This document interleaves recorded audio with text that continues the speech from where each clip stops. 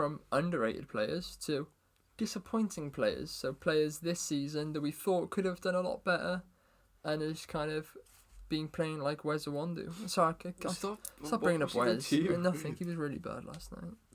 So Miles Turner's the first player on this list. Yeah. I just wonder how much longer he's going to last on the Pacers, because this might be crazy to say, but Miles Turner has a similar skill set to Karl Anthony Towns, like a centre who should be a good defender, but he's not a good defender. He can block. On offense, he can shoot threes. He can do a lot of things, but he just doesn't want to do it. So it's frustrating because he can be such a good player, but he just doesn't show it. And he's not really a player that they need when they have Sabonis. And they don't fit well together. Go to Badatsi. Yeah. So if they trade Turner and get Badatsi some minutes, it could be the rise of Goga. Yeah, but Turner only averaging 12 points. It's so disappointing because I think with Oladipo being out, there was an opportunity there for him to become their most important player, or one of their most important players, and it just hasn't happened. No, yeah, you'd expect him to do more, especially when Sabonis is playing so well recently. He's really just like putting a big lamp over Turner's performances. The light's on him, and he's like, "What are you doing?" Nothing. So another player you've put, I don't know if I agree with this one. You put, I forgot his first name, Connolly. Mike Connolly. Yeah, Mike Connolly. But yeah, he's been injured for a lot of this season. But right from the start of the season, he didn't look like the Mike Connolly from last year, averaging 20 points on amazing efficiency. Where this season, he just looks like a shell of his former self. Like, do you know when you see athletes who play in their mid-30s and they don't look the same? Do you know those type of players? Cousins? Yeah, like Cousins. That was because of a big injury. And it's just disappointing because he was meant to put the Jazz over the top. Yeah, they've been a good team, but when he plays, they're worse. They don't need him now. They got Jordan Clarkson. But they're going to have to play him because he's getting paid so much money. Yeah, that's the problem. And I can't see any team wanting to trade for him now because of his awful performances. Yeah, and the age and the contract. It's just getting to the point where he'll probably just stay here for a while, and then he'll turn into a player like, I don't know, an old player who just gets passed around like teams on small contracts for a few years and then just retire. Yeah. A sad end to what was a good career in Memphis for him. To be fair, I forgot he'd left Memphis. That's how disappointing he's been this season. I didn't really realise he played for Utah. I completely forgot. Yeah. He hasn't played for a while, to be fair, but... Next player on this list is Dwayne Dedmon. I'm a big fan of Dwayne Dedmon and think he could be a great player. Like, where the Golden State had Zaza Pachulia as their centre on the 72 win season, Dedmon could do that. He could do a job like that for a contender. Yeah, that's what I thought, because he had an amazing season last year with the Hawks. He was good at the Spurs at the short time he was at there. So when he went into free agency, all like the Sixers, for example, he would be the perfect backup centre, we thought. All the contenders were after him, but he took the money in Sacramento, and it just did not work out, and now he's playing in Portland. Yeah, Dedmon is one of the players that in the off-season I would like to trade Adams for somebody like Hayward or Bradley Beal, and then get Dedmon in as our backup centre, because I've always been a big fan and I know he can do a job. And so it's sad to see him, and obviously got fined for publicly requesting a trade. Yeah, he doesn't play in Portland at all. I thought. Yeah, I know. I don't know why you said Ariza got traded. Yeah, Ariza. Trevor. Yeah. But yeah, I mean, they still want to trade him. Ignore this guy who earlier said that he should be a scout in the NBA. Doesn't he? Dwayne Dedmon plays for. I'm a fraud. I'm a fraud. You know who Legret's Dort was last year, but doesn't have a clue Dwayne Dedmon was. I know. Embarrassing. But averaging 5 points and 20% shooting from 3. It's tragic because he was meant to be one of the better shooting big men in the league. And when Rashawn Holmes is starting ahead of you, you know it's bad. That's embarrassing. This is my one. Well, next on the list isn't necessarily... Well, the spotlight's on 2 players, but it's more of the team as a whole. And it's... this might sound bitter coming from me.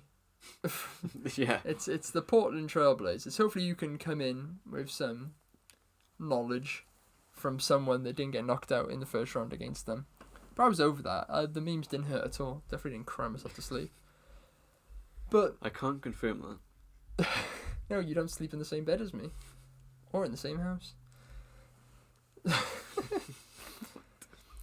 So last season, when they beat OKC in the playoffs, and everybody was raving about Dame, and then they got swept in the finals by Golden State. Everybody was like, the Portland team are the best team ever. Dame and CJ are going to go crazy and they're going to finish in the second seed next season. Wrong, they're not even in the playoffs, idiots. Nerds, can't even get that right. Like, I get things wrong, but that's big wrong.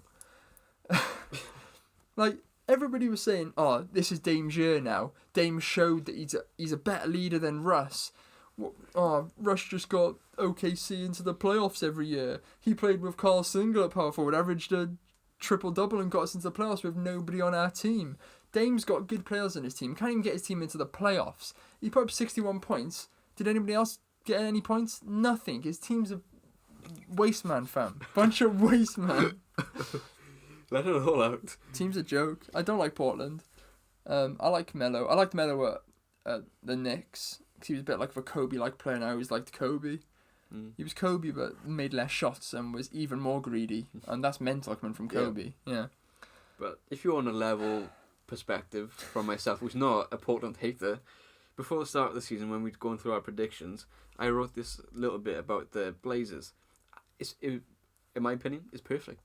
I said, well, they're missing Nurkic, which is the biggest thing. Whiteside is their starting centre, a big yikes. They've got no more motivation, and they lost all their good players, minus CJ and Dame, where they lost all the important rotation players who really gave them their identity. Like Harkless is effort and defense gone. Aminu is effort and defense gone. Who's Al-Farouq Aminu? Who is Al-Farouq Aminu? Seth Curry, an elite shooter, gone. Nurkic for the season. Lehman, good shooter off the bench, gone. Evan Turner just can do anything apart from shoot, gone.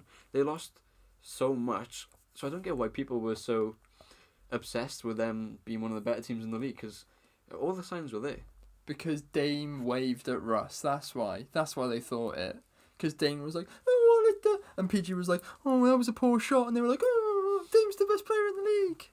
Shut up. He's not even good enough to clean Steph Curry's sneakers. I don't know what to call them. I was going to say boots. They don't wear boots. They just don't have a good team though. And I think now they've accepted the fact that they're not making the playoffs by trading Bazemore for Trevor Ariza just to save some money. He's not really going to do much for them. But yeah, when you said that in the early season and said there was no motivation because obviously CJ and Dame got their big contracts and they had nothing to play for. And I disagree with you because I thought that they had that good last season and now they can kick on this season and prove to everybody that they can. Where did I say that they would finish last? Oh god, that's big. That's big. You said 45 wins. Yeah, so I thought they'd get 45 wins and finish well into the playoffs. But I mean, how wrong was I? Some nights Dame puts up mental numbers like he did with the 61 and then nobody helps him. Other nights Dame doesn't turn up and Melo puts up 18 and nobody else bothers.